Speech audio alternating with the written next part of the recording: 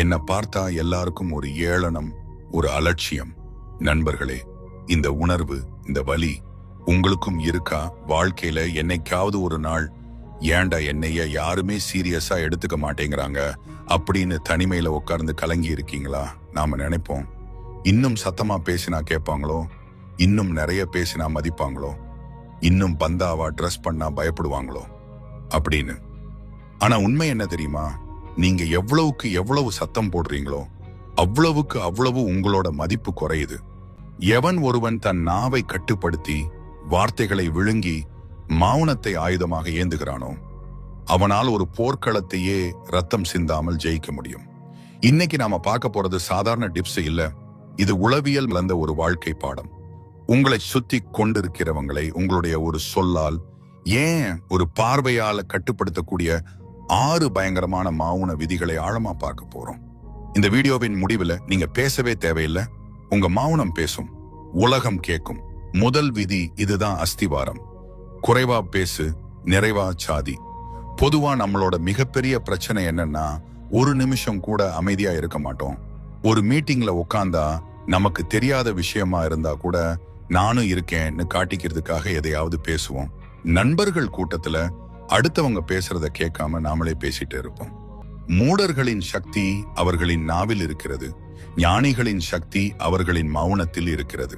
நீங்க அதிகமாக பேசும்போது எதிராளிக்கு உங்களை எடை போடுறது சுலபம். இவன் இவ்வளவுதான், இவன் லூசு, இவன் பயந்தாங்கோலின்னு முடிவு பண்ணிடுவாங்க. ஆனா நீங்க அமைதியா இருக்கும் போது அவங்களுக்கு ஒரு குழப்பம் வரும். இவன் மனசுல என்ன நினைக்கிறான், இவன் அடுத்தது என்ன பண்ணுவான்னு அவங்க மூளை யோசிக்க ஆரம்பிக்கும்.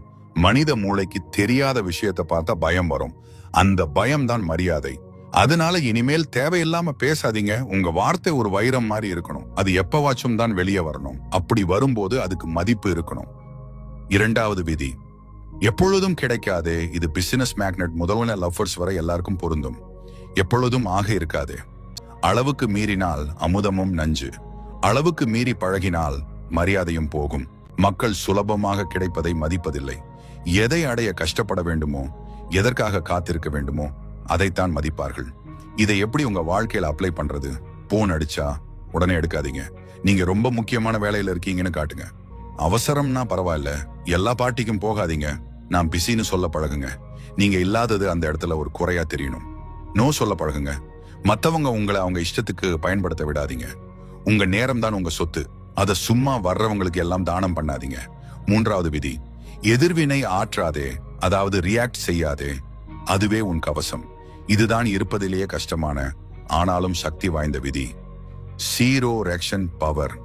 நம்மளை யாராவது அவமானப்படுத்தினா உடனே கோபம் வரும்.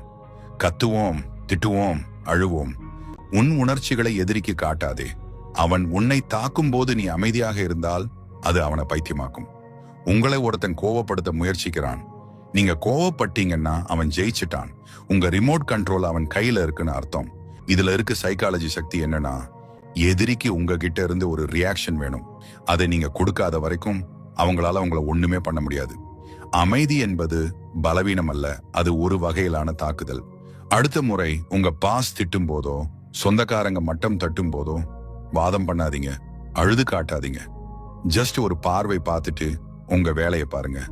அந்த அமைதி அவங்கள கொல்லும். நான்காவது விதி, திறந்த புத்தகமாக இருக்காதே, மர்மத்தை தக்க வச்சுக்கொள். நம்ம நிறைய பேர் பண்ற தப்பு இதுதான். நமக்கு ஒரு ஐடியா வந்தா போதும், இல்ல புதுசா ஒரு தொழில் தொடங்க போறோம்னா போதும், உடனே வாட்ஸ்அப் ஸ்டேட்டஸ், இன்ஸ்டாகிராம் ஸ்டோரி, நண்பர்கள் கிட்ட போன் போட்டு சொல்றது, மச்சான் நான் இதை பண்ண போறேன், அதை கிழிக்க போறேன். உன் திட்டங்களை மனதிற்குள் வை. அதை வெளிப்படுத்தினால் எதிரிகள் விழித்துக் கொள்வார்கள், பொறாமைக்காரர்கள் கண் வைப்பார்கள். மர்மம் ஏன் செயல்படுகிறது? மர்மம் எப்போதுமே கவர்ச்சியானது.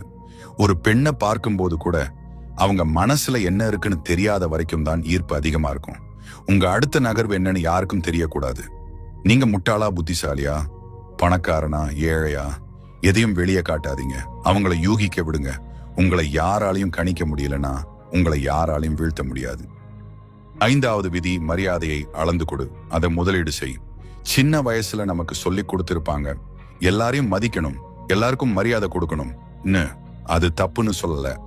தகுதி இல்லாதவர்களுக்கு நீ கொடுக்கும் மரியாதை உன்னையே முட்டாளாக்கும். தகுதி இல்லாதவர்களுக்கு நீ கொடுக்கிற மரியாதை உன்னையே முட்டாளாக்கும். உங்க மரியாதை ஒரு வைரம் மாதிரி. அதை குப்பை தொட்டில வீசாதீங்க. யார் அதை பத்திரமா பாதுகாப்பாங்களோ அவங்க கையில மட்டும் கொடுங்க. மத்தவங்களுக்கு ஒரு புன்னகை, ஒரு விலகல், அதுவே அவங்களுக்கு மிகப்பெரிய தண்டனை. மரியாதை என்பது ஒரு கண்ணாடி மாதிரி. அது தகுதி உள்ளவங்களுக்கு மட்டுமே காட்டப்பட வேண்டிய பிம்பம். யார் உங்களை மதிக்கிறார்களோ, யார் நேர்மையா இருக்காங்களோ அவங்களுக்கு மட்டும் உங்க அன்பையும் மரியாதையையும் கொட்டி கொடுங்க. மற்றவங்களுக்கு உங்க மௌனம் தான் பதில். கடைசி விதி, உடல் மொழியின் அதிகாரம். இது ஒரு பிராக்டிகல் ட்ரிக். கண்களால் பேசு. நீங்க பேசாமலே அதிகாரம் செய்யணும்னா உங்க உடல் மொழி ராஜாவை போல இருக்கணும். அமைதியான மனிதர்கள் அதிகம் பேச மாட்டாங்க, ஆனா அவங்க பார்வை ஊடுருவி செல்லும். இதை இப்பவே ட்ரை பண்ணுங்க. யார்கிட்ட பேசினாலும் அவங்க கண்ணை பார்த்து பேசுங்க. தரைய பார்க்காதீங்க, வானத்தை பார்க்காதீங்க, கூனி குறுகி நடக்காதீங்க. தோள்களை விரிச்சு தலையை நிமிர்த்தி நடங்க. பதட்டமா எதையும் செய்யாதீங்க. மெதுவா திரும்புங்க, மெதுவா கையை அசைங்க. நிதானம்தான் பலம். அந்த பார்வை சொல்லும், நான் உன்னை கவனிக்கிறேன், நான் உனக்கு பயப்படல, நான் இங்க தான் இருக்கேன். வார்த்தைகளால் சொல்ல முடியாததை ஒரு தீர்க்கமான பார்வை சொல்லிவிடும். நண்பர்களே, இவ்வளவு நேரம் நாம பார்த்தது வெறும் டிப்ஸ் இல்ல, இது ஒரு வாழ்க்கை முறை. அமைதினா பலவீனம் கிடையாது. அமைதிதான் ஆகச்சிறந்த அதிகாரம். கடல் மேல பார்க்க அமைதியா தான் இருக்கும், ஆனா அதுக்குள்ள இருக்கிற ஆழமும் சக்தியும் யாராலும் கணிக்க முடியாது.